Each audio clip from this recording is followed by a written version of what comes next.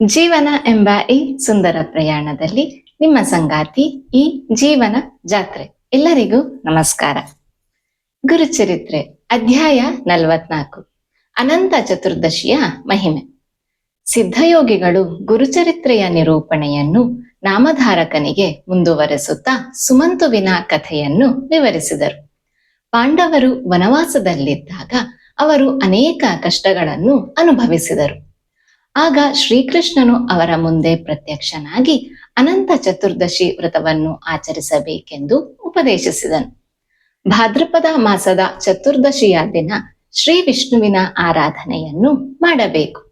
ವಿಷ್ಣುವು ಸೂರ್ಯ, ಚಂದ್ರ, ನಕ್ಷತ್ರ, ಸಮುದ್ರ, ಪರ್ವತ ಹಾಗೂ ವಿಶ್ವದ ಪ್ರತಿಯೊಂದು ಅಣುವಿನಲ್ಲಿಯೂ ಅಸ್ತಿತ್ವದಲ್ಲಿದ್ದಾನೆ. ಈ ವ್ರತವನ್ನು ಅನೇಕರು ಪ್ರಾಚೀನ ಕಾಲದಿಂದ ಆಚರಿಸುತ್ತಿದ್ದಾರೆ.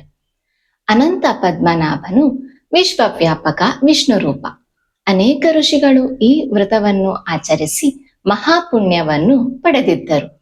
ಒಮ್ಮೆ ಸುಮಂತು ಎಂಬ ಬ್ರಾಹ್ಮಣನು ಭೃಗುಕುಮಾರಿ ದೀಕ್ಷೆಯೊಂದಿಗೆ ವಿವಾಹವಾದನು. ಅವರಿಗೆ ಸುಶೀಲ ಎಂಬ ಪುತ್ರಿ ಜನಿಸಿದಳು. ದೀಕ್ಷೆಯ ಮರಣದ ನಂತರ ಸುಮಂತು ಕರ್ಕಸ ಎಂಬ ಸ್ತ್ರೀಯನ್ನು ವಿವಾಹವಾದನು. ಮಲತಾಯಿ ಕರ್ಕಸಿಯು ಸುಶೀಲೆಯೊಂದಿಗೆ ಅತ್ಯಂತ ಕೆಟ್ಟ ರೀತಿಯಲ್ಲಿ ವರ್ತಿಸಿದಳು. ಆಕೆಯ ಕ್ರೂರ ಸ್ವಭಾವದಿಂದ ಬೇಸತ್ತ ಸುಮಂತುವು ತನ್ನ ಮಗಳಾದ ಸುಶೀಲೆಯ ವಿವಾಹವನ್ನು ಕೌಂಡಿನ್ಯ ಎಂಬ ಬ್ರಾಹ್ಮಣನೊಂದಿಗೆ ನೆರವೇರಿಸಿದನು. ವಿವಾಹದ ನಂತರ ಕೌಂಡಿನ್ಯ ಹಾಗೂ ಸುಶೀಲೆಯು ಕೆಲವು ದಿನಗಳ ಕಾಲ ಸುಮಂತುವಿನ ಮನೆಯಲ್ಲೇ ಇದ್ದರು. ಆದರೆ ಕರ್ಕಸಾಳ ದುರ್ವ್ಯವಹಾರದಿಂದ ಬೇಸತ್ತು ಕೌಂಡಿನ್ಯನು ಮನೆ ಬಿಟ್ಟು ಹೋಗಲು ನಿರ್ಧರಿಸಿದನು. ಸುಮಂತು ಮಗಳಿಗೆ ಉಪಯೋಗಕ್ಕೆ ಕೆಲವು ಪಾತ್ರೆಗಳನ್ನು ನೀಡಲು ಬಯಸಿದರೂ ಕರ್ಕಸ ಅದನ್ನು ತಡೆದಳು. ಕೊನೆಗೆ ಅವನು ಕೇವಲ 1 ಚೀಲ ಮುರಿದ ಗೋಧಿಯನ್ನು ಕೊಟ್ಟು ಅವರನ್ನು ಕಳುಹಿಸಿದನು.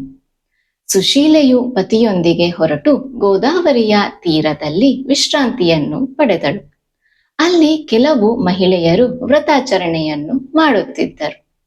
ಅವರು ಇಂದು ಅನಂತ ಚತುರ್ದಶಿ, ಇದು ಶ್ರೀ ವಿಷ್ಣುವಿಗೆ ಅತ್ಯಂತ ಪ್ರಿಯವಾದ ವ್ರತ ಎಂದು ಹೇಳಿ ಸುಶೀಲೆಗೆ ಅನಂತ ಪದ್ಮನಾಭ ವ್ರತ ಮಾಡುವ ವಿಧಾನವನ್ನು ತಿಳಿಸಿದರು.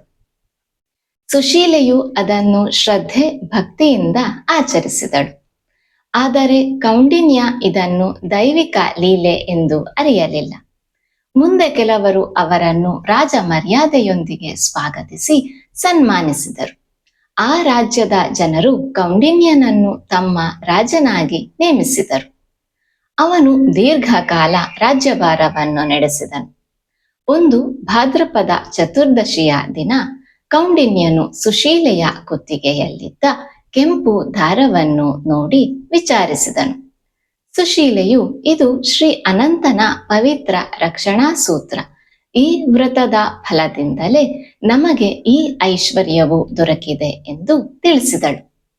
ಅಹಂಕಾರದಿಂದ ಕೌಂಡಿನ್ಯನು ಆ ದಾರವನ್ನು ಕಿತ್ತು ಬೆಂಕಿಗೆ ಎಸೆದನು.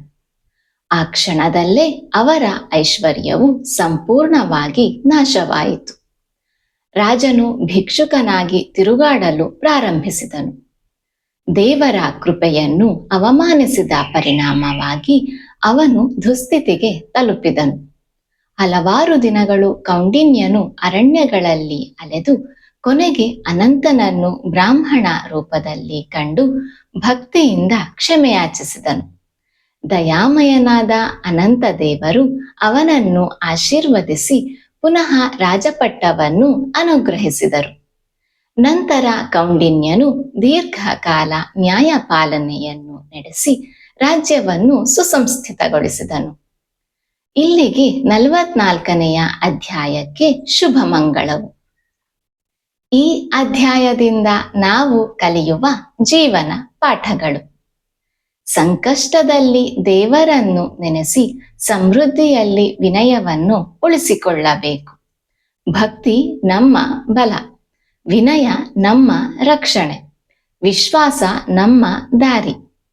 ಅಹಂಕಾರ ತಾತ್ಕಾಲಿಕ ಸುಖವನ್ನು ಕೊಡಬಹುದು, ಆದರೆ ಶಾಶ್ವತ ಶಾಂತಿಯನ್ನು ಕಳಿಸುತ್ತದೆ.